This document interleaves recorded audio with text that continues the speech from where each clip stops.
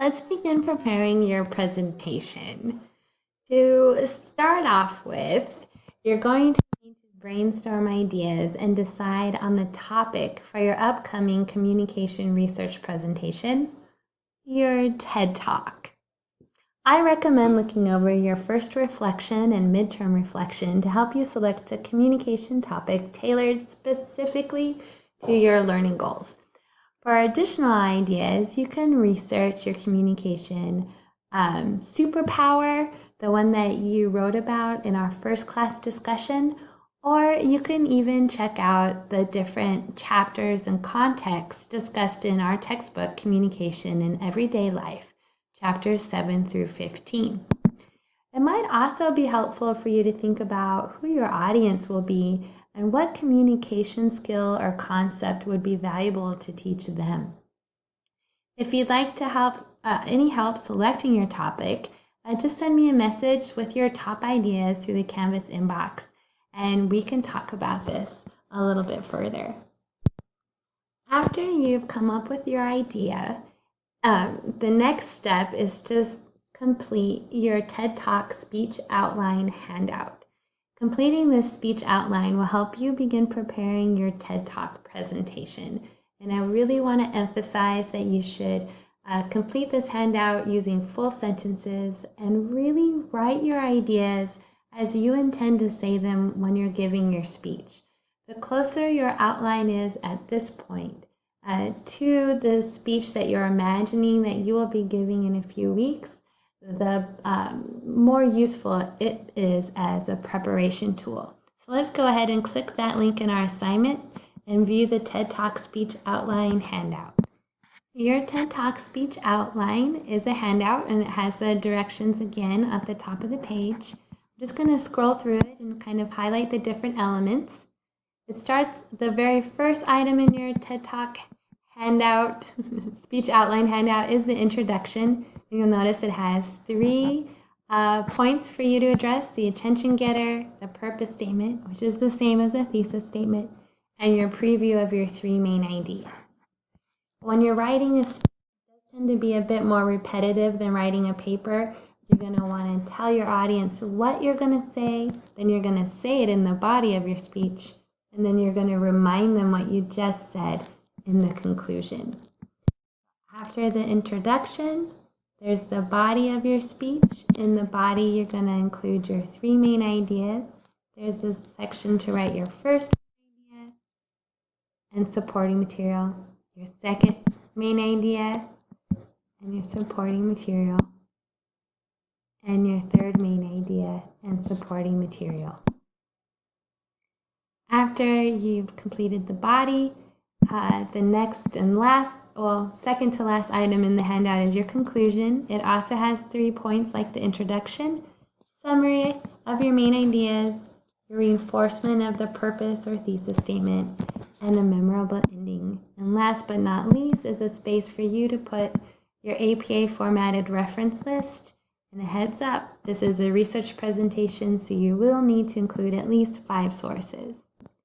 When you're writing your presentation, I don't recommend filling out your intro first and then the body and then your conclusion. What I recommend actually starting with the body of your speech. So when I'm preparing a speech, I like to imagine my presentation like a sandwich. And the best part of the sandwich, I think we can all agree, is going to be the middle part of the sandwich. And this could be ham, turkey, it could be sausage, it could be a garden burger or hummus, whatever it is that you prefer to have in a sandwich. It's going to probably the most tasty part be right there in the center. And that's the same for your speech. So when you're writing your speech, start with the body first. So you're going to want to brainstorm your idea, decide on your topic, then write your thesis statement. Next, generate a list of potential main points and select the 3 main points that you think would be the most impacting for your audience. After you've selected your main ideas, then start to do your research. I don't know about you all, but when I'm going grocery shopping, if I go to the store without a plan and I'm hungry, I'm just going to put whatever I want in the cart. If, however, I go to the grocery store with a list of things that I need, I can go in and out and be done real quickly. And it's the same when doing your research.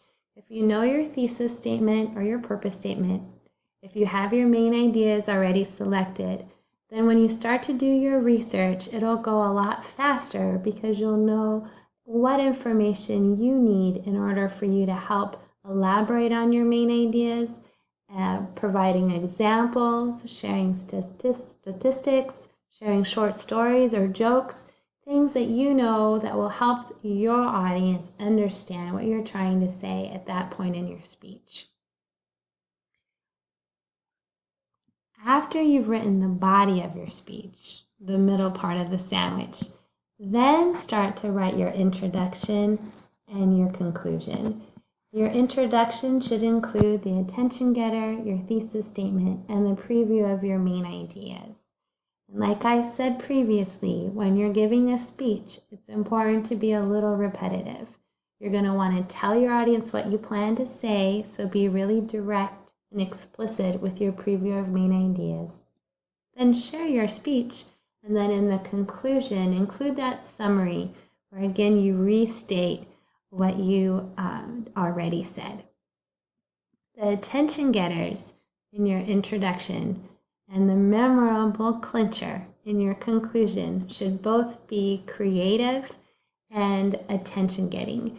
We both know that when we're listening, it's easier to actively listen and to really be engaged if we're genuinely interested in what that person has to say. So at the start of your speech, start off by saying something super fun, interesting, and creative. Get your audience interested at the start. That way, they'll be better listeners throughout your whole speech. And in the conclusion, end on a memorable note, because that way the audience will remember your speech and maybe even take action or pass that information along to other people that they may see during the day.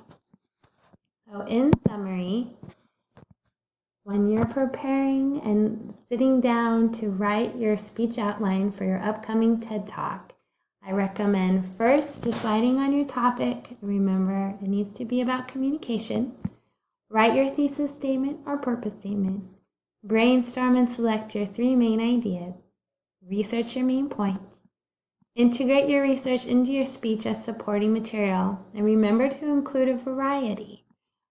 Examples, short stories, jokes, statistics, facts, things to really help your speech come alive and be meaningful for your audience. Next, after you've written the body of your speech, start working on your introduction and your conclusion. And finally, finish by looking at your in-text citations and your references and double check that you're using APA format. If you need help with APA format, there is an extra credit module in our course that you can use to help improve. And that would make a tasty speech sandwich. When you're done writing the first draft of your speech outline for your TED Talk, take a step back and think about what it is that you would like your audience to take away from your speech. If you don't know, as Harvey Diamond said, if you don't know what you want to achieve in your presentation, your audience never will.